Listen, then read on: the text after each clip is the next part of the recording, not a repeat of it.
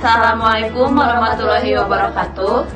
Perkenalkan, nama saya Dian Rusdiani. Saya Darstiawati. Saya Melen Nuraini dari kelas 12 IPA 3. Di sini kami akan menjelaskan alat peraga tentang pembelahan sel yang digurui oleh guru biologi kami, Bu Deswita Misnar, SPD, MMPD.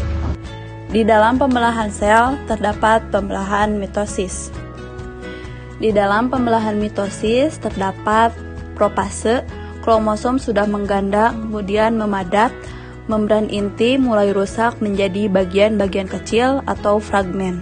Kemudian menjadi metafase, kromosom berjajar pada bidang pembelahan. Setelah menjadi metafase, kemudian menjadi anafase. Kromosom bergerak menuju kutub yang berlawanan. Pada akhir anafase, kedua kutub sel memiliki kromosom yang jumlahnya sama.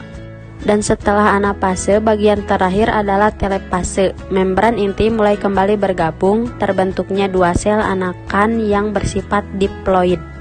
Kemudian di dalam pembelahan sel terdapat pembelahan meiosis.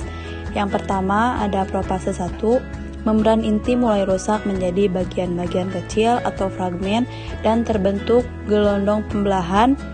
Benang-benang kromatin memadat menjadi kromosom dan kromosom homolog berpasangan. Terjadi pindah silang, pertukaran segmen molekul DNA yang sesuai di antara kromatid non-saudara. Selanjutnya ada metafase 1, kromosom berjejer pada bidang pembelahan. Lalu anafase 1, kromosom homolog memisah dan bergerak ke kutub-kutub yang berlawanan.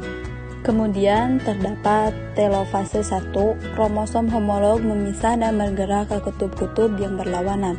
Membran inti mulai terbentuk kembali. Satokinesis menyebabkan terbentuknya dua sel anakan yang bersifat haploid. Setelah telofase 1, kemudian terdapat profase 2.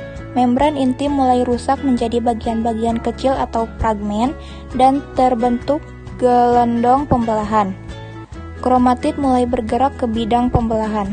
Kemudian metafase 2, kromosom berjejer pada bidang pembelahan. Kemudian ada anafase 2, kromatid berpisah dan bergerak ke kutub-kutub yang berlawanan. Dan yang terakhir ada telofase 2, nukleus terbentuk, kromosom terurai, membentuk kromatin, dan sitokinesis terjadi. Kemudian yang terakhir di dalam pembelahan sel terdapat gametogenesis. Di dalam gametogenesis terdapat mitosis yang di dalamnya ada spermatogenium, yaitu tahap pertama pada spermatogenesis yang dibuat oleh testis. Kemudian meiosis 1 yang di dalamnya terdapat spermatosit primer, merupakan sel yang mempunyai ukuran yang lebih besar dari sel spermatogenik yang lainnya. Kemudian meiosis 2 yang terdapat spermatosit sekunder merupakan meiosis dan spermatosit primer. Spermatosit sekunder terbentuk dari 23 kromosom dan 2N kromatid. Kemudian ada spermatid, merupakan tahap akhir sebelum akhirnya berubah menjadi sel sperma yang matang atau spermatozoa dan siap dikeluarkan bersama-sama dengan air mani ketika seorang pria mengalami ejakulasi. Dan yang terakhir ada sperma. Sperma adalah cairan yang mengandung sel-sel reproduksi laki-laki yang berukuran mikroskopis. Sekian materi yang dapat kami sampaikan. Mohon maaf apabila ada kata-kata yang kurang berkenan. Jangan lupa tetap patuhi protokol kesehatan dengan 5M, memakai masker, mencuci tangan, menjaga jarak, mengurangi mobilitas, dan menjauhi kerumunan. Dan tetap semangat belajar pembelajaran jarak jauh.